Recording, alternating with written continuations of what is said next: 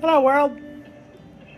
Patricia, O'Connor, and Frida, Reba, Darcy here for part 2 of our rewire and repot our Shohin Japanese black pine. In the last video, I was discussing how we were going to make this a two-parter, and then right after that, uh, we actually ran out of data on my SSD, which is kind of odd. But anyway, so that is in the can and cooking, and now we have.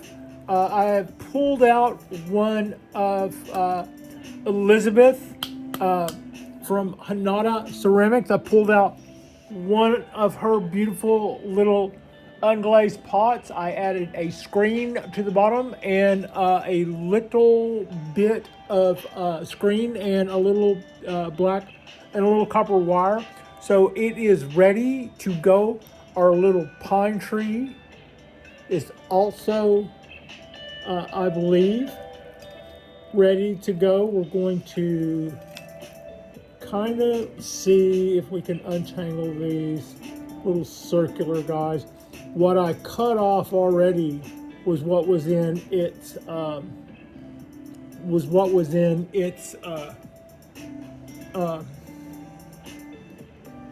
second little pot that it had.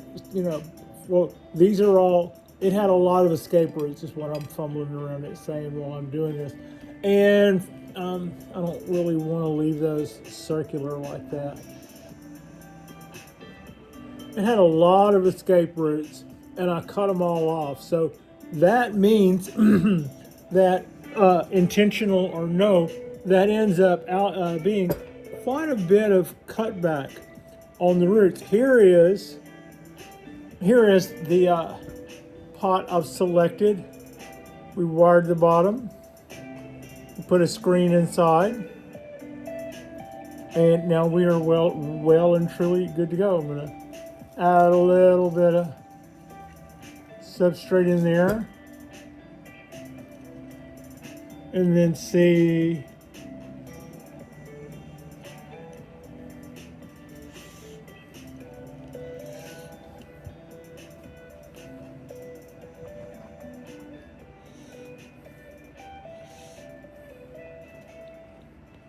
how we like this. The other thing is it will be fun to play with the angle on this guy.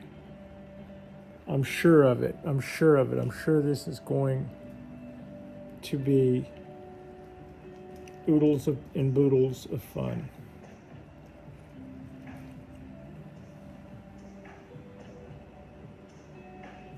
Huh? I think so. I think I'm seeing stuff that I might want to go with on here.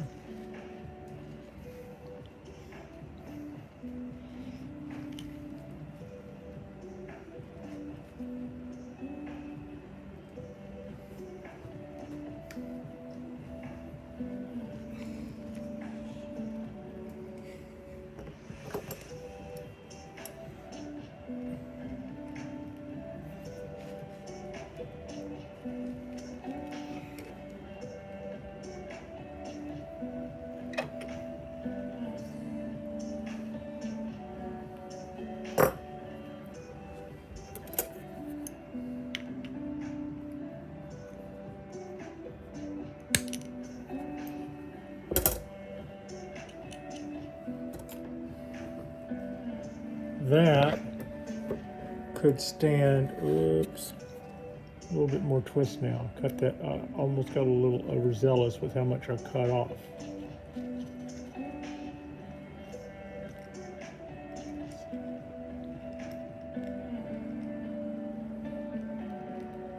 There. Okay.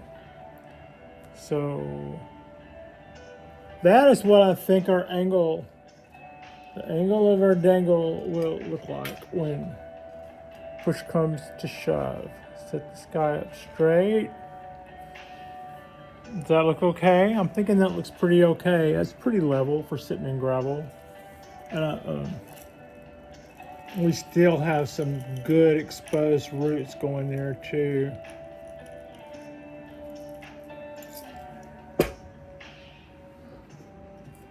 This is a job for weenie skewers.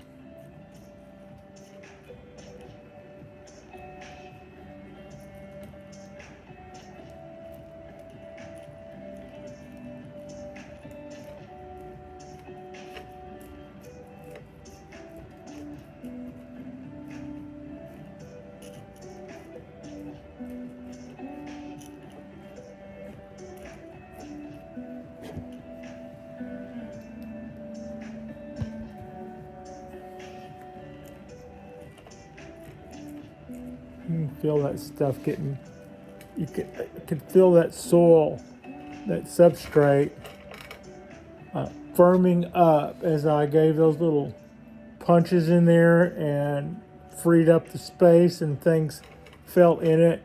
I could feel the tension, the surface tension on the soil. It was kind of weird. I guess you don't notice that as much in bigger pots.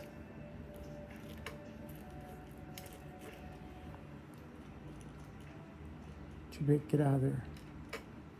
Okay. That is our angle, and that is our repot. We can, at this point, I would say almost smell the barn from here. Now, what we're looking at is not a bad angle either. And what we're looking at is this entire top of this tree is the entire top of this little tree has been wired, and we could have done something with it in the last video, which means that you wouldn't have seen it because the last video stopped a little premature. Release this substrate to the wild. There we go. So we get to bend this piece again, and we get to decide how to bend it, how much to bend it, and where it's going to go. Do we want to continue its clockwise bend and come right on around this way? Do we want to put a focal pin here and try to force the tree back the other way?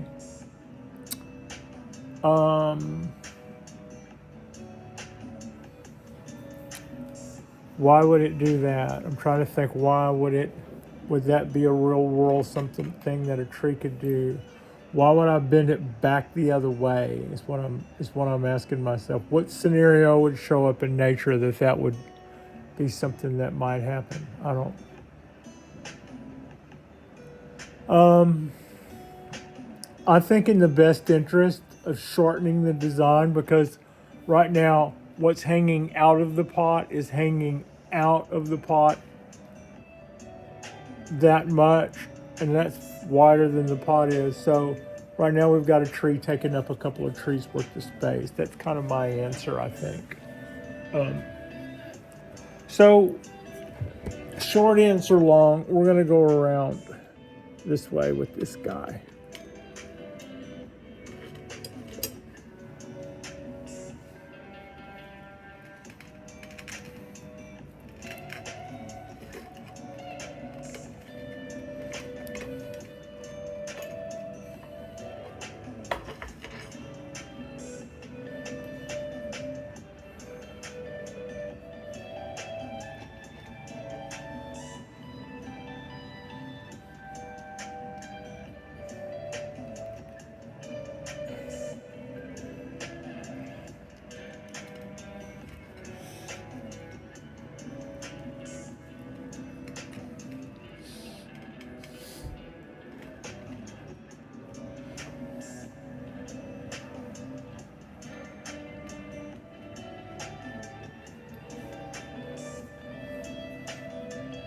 Okay.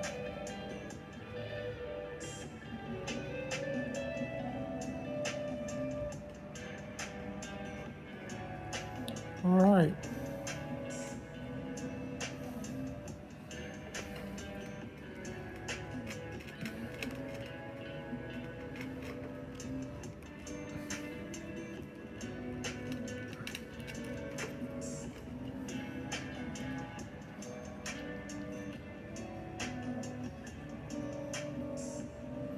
That's our tree. That's it. That's our guy right there. Now, something cool to do with this would be what? Come around this way with it. Bring it around like the other one. We got a little while to decide yet. Okay. That is going to be a little short. Is that okay? Are you okay if we get out of here a little early? That wasn't quite as long as the other one by a long shot. We're clocking in at 11 minutes here for that repot. Not bad. Not bad at all. Here we go. All right. Like and subscribe if you guys have not already. This is a really nice. This came out really nice.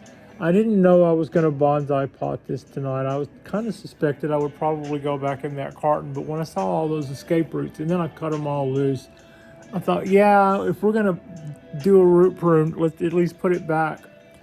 Let's put it back in something clay. And I didn't feel right about throwing it in a small terracotta pot. Also, those things are clumsy for me on my rack. Their bases are too small and they like to fall over. I need to put another flat in there. Like a flat, like almost like what you would see bread stacked in, or what you would see a whole lot of clay pots stacked in at a nursery, a little plastic flat. If I set one of those on the shelf, then that would make the trees that are in the terracotta pots in the terracotta pot bases are so small that they tip easy because they're sitting on a wire frame. I don't know if I'm making any sense or not, but this was a good way to go. This settled a lot of stuff, and this came out looking nice. And then if y'all have, for those of you who have followed, this means this tree is now in the bonsai vortex.